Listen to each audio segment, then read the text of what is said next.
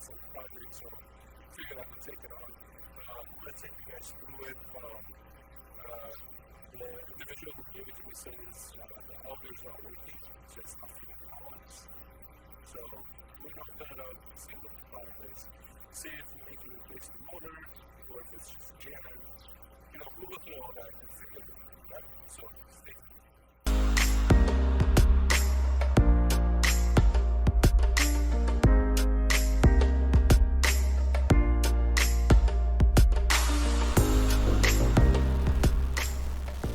Alright guys, here I'm starting to do the disassembly of the grill. I'm taking all the interior parts out, the griddle, the heat cover, and I'm trying to see how many. There's 4 screws at that corner that's holding the auger system in place.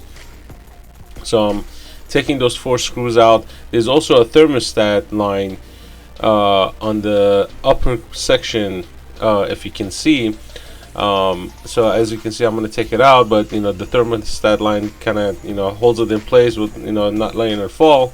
So what I need to do is get into the internal part of the auger, and to basically unscrew the thermostat. Here I'm taking all the pellets out that was in the auger chute. When the guy gave it to me, they had a bunch of pellets in there, so I'm taking all of it out, putting it back in the bag.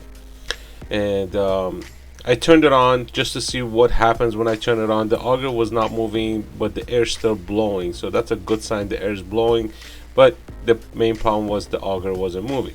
So here, as you can see, I disassembled the thermostat from the top. Here I'm scratching my head trying to figure out how to get to the thermostat wire. So I started unscrewing a bunch of screws, back and forth. I took the lid out. I was going to take the lid out anyways because I wanted to paint it, and I'm trying to figure out what to do. Then there were some screws on the bottom. Then some of them were really hard to open. So here I'm pushing back, trying to still figure out what's going on. So I get to the controller. This is where I find out that the screw for the thermostat is actually on the controller. So I basically opened up the screw, but what happened was the wire for the thermostat is zip tied to a bunch of other wires. So I got the cutter to basically cut that zip tie, and here, as you can see, I got it freed, and I'm starting to open up the bottom of the auger system. And I'm trying to get the whole system out, just to see where what the problem is, where is it, why isn't it spinning, see if it's the motor. So this is, as you can see, I'm struggling to open some of the screws, and they're not opening. They kind of, they're wearing out. So I took out the ones that I can get out, and I'm still struggling. Then I got my rotor tool, I cut a groove, then I got the flathead screwdriver. I was able to open those screws out. And so here I'm trying to figure out how to get into this whole system. So by trial and error, I was able to get this stuff out. There was a ground wire attached to the fan, so I took that out, and as you can see, I took out the auger system. And now this is where I am going to be playing, or basically kind of moving the auger back and forth by force to free up that whatever that clog is, or if it's stuck in place, I don't know. I was trying to, there's a screw right there that holds the auger in place that's attached to the motor. I couldn't, my Allen wrench didn't fit. I went back and forth 5 times. I did not have the right Allen wrench for that part. So here, as you can see, I will be trying to open up this auger by any means possible. So I get my my handy dandy rust buster, I call it. I sprayed it, and here I'm still struggling trying to free up this auger. I'm sorry for the camera angle. There is a little fan shape on top of the motor for the auger, and I'm turning it by hand. By doing that, it's actually turning the auger very slowly, And I believe once I started doing that, it kind of got the auger unstuck, and it started to move very, very slowly. So I did that for a few minutes. I kept doing it, and at this point I was like, oh, you know what, I'm gonna plug it in. Let me see what happens if I plug it in. I plugged it in, gave me an error message. Then I realized the thermostat needs to be attached before I turn it on, because if the thermostat is not attached, it's not gonna register the temperature, so it's not gonna turn on. So I turned on I turned on the unit, and as you can see, the motor's kind of wobbling in place, but it's working. The auger is spinning. So you can see right here, the auger is spinning freely without any issues, and it's working perfectly. And what it's doing now is spitting out all the stuff that was stuck in there, the old pellets that was in there. As you can see, some of them are burned, and the reason that you see nothing's burning or nothing's happening is because those pellets are not touching the element. As you can see, that little piece that's sticking out from that large hole where the pellets come out, that's where the element is. So you might see a little flares, or as I'm emptying that out, you're gonna see a little, little sparky color thingies. But that's the element turned on. At the element is on right now. It's sort of red. I don't know if you can see it, but that is basically the fire stand. And that was the little fan I was talking about that's on top of the motor. So the motor's working, the auger's free, everything's working just fine, and that was it basically. There was nothing else that I had to do with the motor.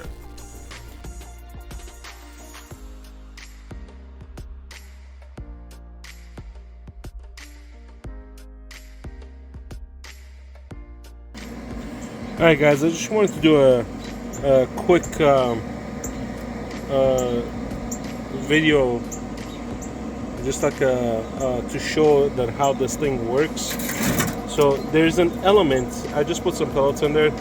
There's nothing in the hopper. I left it empty, and as you can see, the auger is moving freely. But what I did was I put some pellets on. There is an element at the bottom. I just want to make sure the element is working.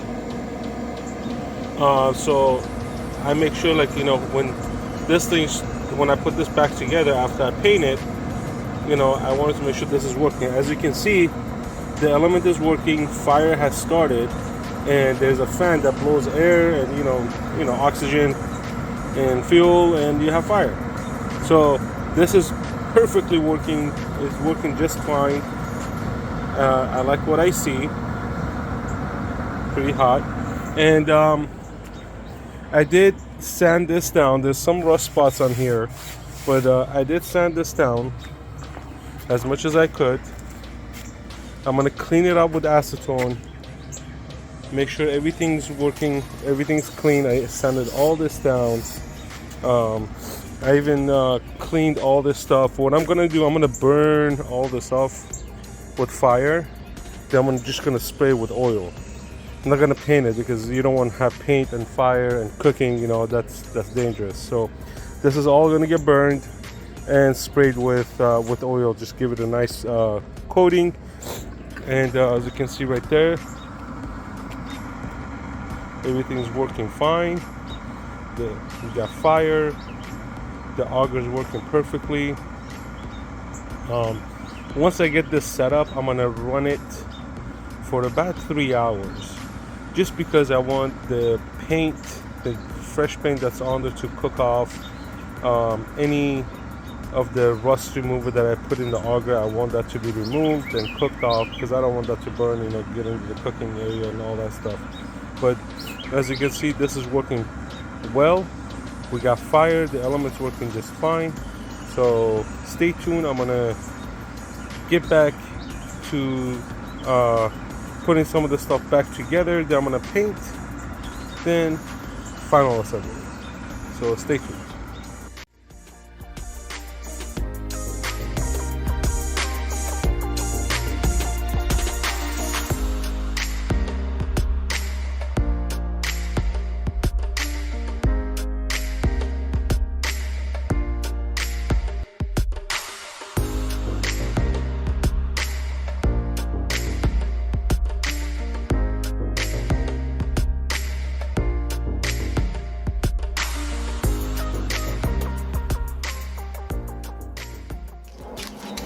Alright guys, so now I'm gonna paint the exterior with the high heat Rust-Oleum and cover pretty much just the barrel part. The legs are fine, I don't need to paint the bottom, so just the top part I'm gonna paint. Get the, you know, it's kind of faded away, it's kind of white, so I'm gonna take that, clean it up, wipe it down with my Zap, kind of wipe this side down a little bit, and should be ready to, by the time I get to this side, it should be dry. There you go. All right.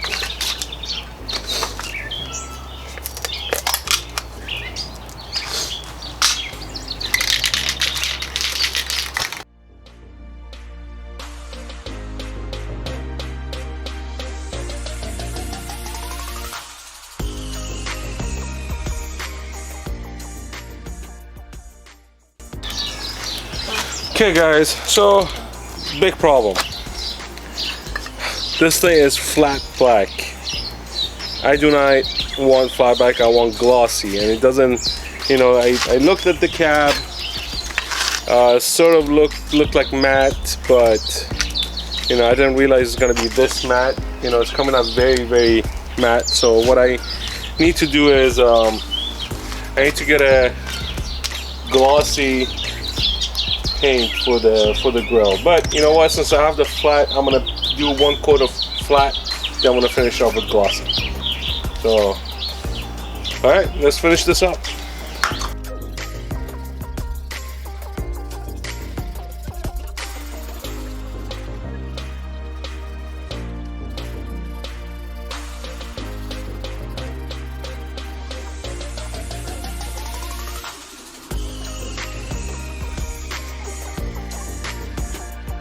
Alright guys, a quick trip to Home Depot and I got the glossy black, so hopefully this is the this is the color I need. So I'm gonna get the spraying again.